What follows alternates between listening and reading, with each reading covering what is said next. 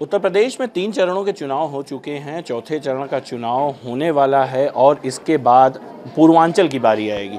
लेकिन इन दिनों देश में कुछ ऐसे मसले हैं जो निश्चित तौर पर पूरे देश की राजनीति को प्रभावित कर रहे हैं। इन मुद्दों पर बात करने के लिए आज हमारे साथ राष्ट्रीय स्वयंसेवक संघ के वरिष्ठ लीडर हैं इंद्रेश कुमार जी। इंद्रेश कुमार जी, बहुत बहुत स्वागत है आपका ईटीवी भारत पर। सबसे पहला सवाल, उत्तर प्रदेश की वर्तमान राजनीतिक परिदृश्य में क्या स्थिति दिख रही है आपको?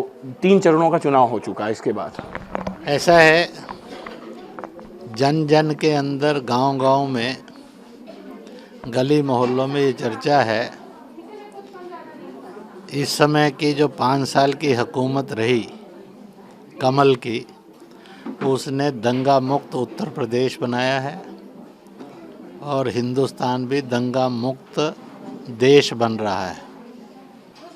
गुंडे और अपराधी, जिनसे बहू बेटियां भी और पुरुष भी दहशत में रहते थे, आज गुंडे और अपराधी जेल में दिखते हैं और निर्भयता का, निडरता का, दहशत मुक्ति का एक माहौल बना है। ये भी कहते हैं कि इस समय की हालत ऐसी बन गई है कि पहले ये था कि 2 घंटे भी बिजली नसीब नहीं होती थी, अब दिन दिन भर भी बिजली नसीब होती है। ये ऐसा विकास भी दिखाई देता है।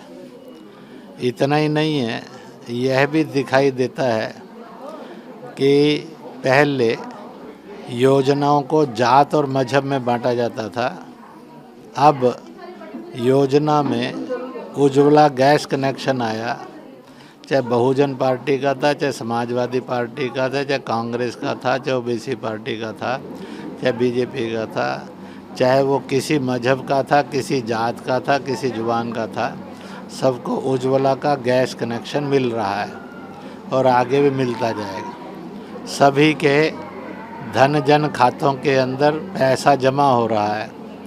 सभी को खुले में जाने की बजाय शौचालय मिल रहा है और भयंकर बीमारी में महंगे इलाज के लिए और सहायता मिल जाए, इसलिए आयुष का हेल्थ कार्ड भी मिल रहा है।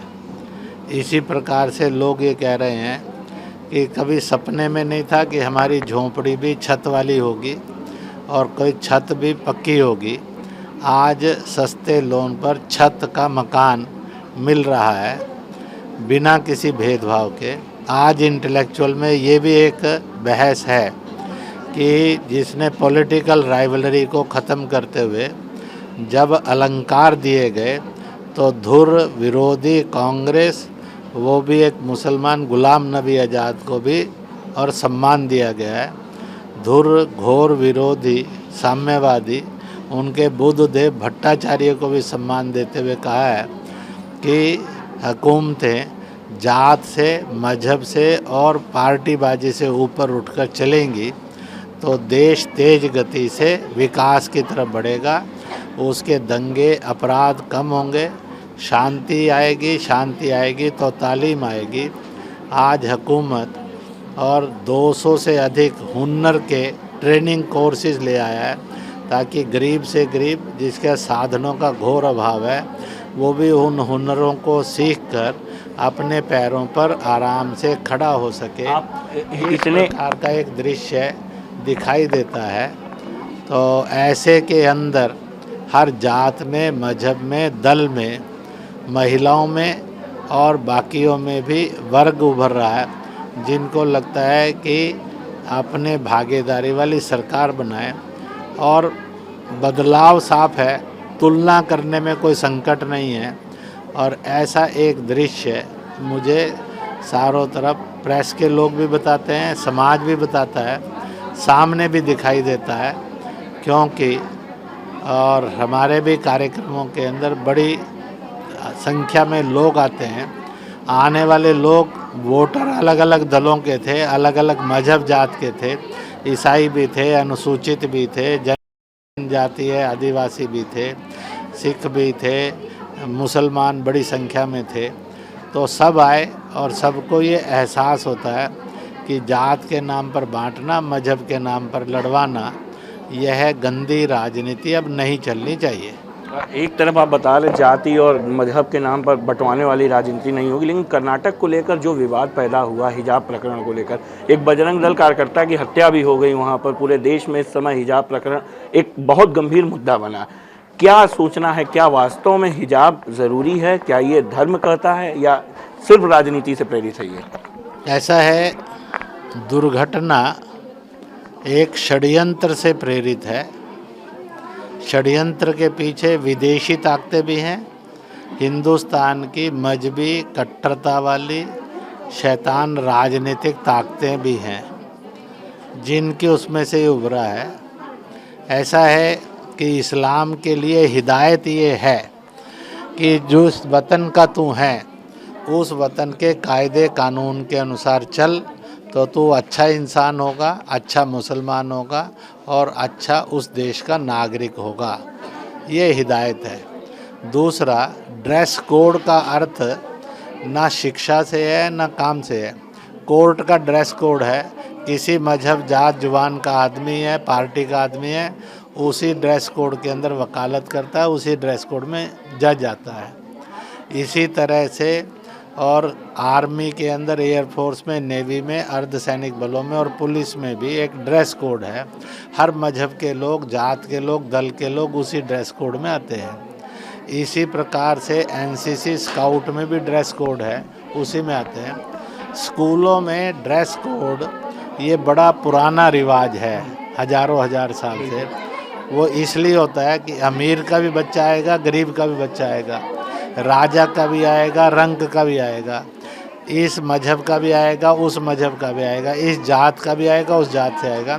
बच्चे में शुरू से ही हम सब एक हैं, एक देश के एक रहवासी हैं, भारत के भारतीय हैं, हिंदुस्तान के हिंदुस्तानी हैं। यह भाव आए और वो भेदभाव में बंटकर नफ़रतों में, हिंसा में ना चला जाए, इसलिए इसका बेसिक ट्रेनिंग उसका हो जाए, इसके लिए एक ड्रेस कोड है। और इसलिए यही बेटियां एक दिन पहले तक स्वतंत्र ड्रेस कोड में आती थी, स्कूल के ड्रेस कोड में आती थी।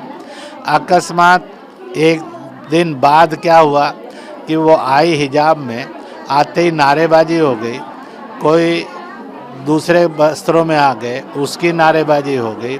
मौलाना ने तुरंत 5-5 लाख घोषित कर दिया।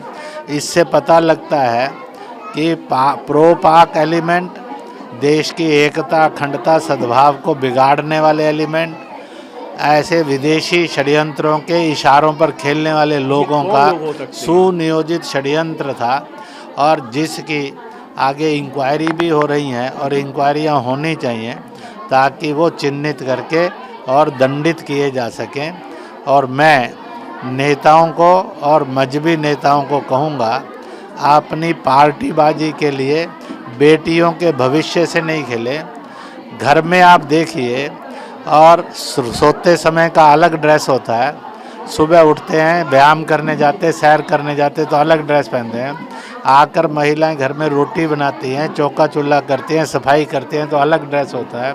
स्कूल कॉलेज जाती हैं, दफ्तर जाती हैं, नौकरी बाज़ार जाती हैं तो अलग ड्रेस होती है। विवाह शादी आ जाए तो अलग ड्रेस पहनती है।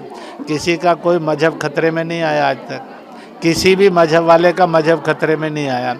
सैकड़ों हजारों साल से ये रिवायत थी कि सबको अपने अपने ड्रेस के लिए स्वतंत्रताएं थी। और बेसिक ज़रूरत है इल्म आए, बेसिक ज़रूरत है तालीम आए।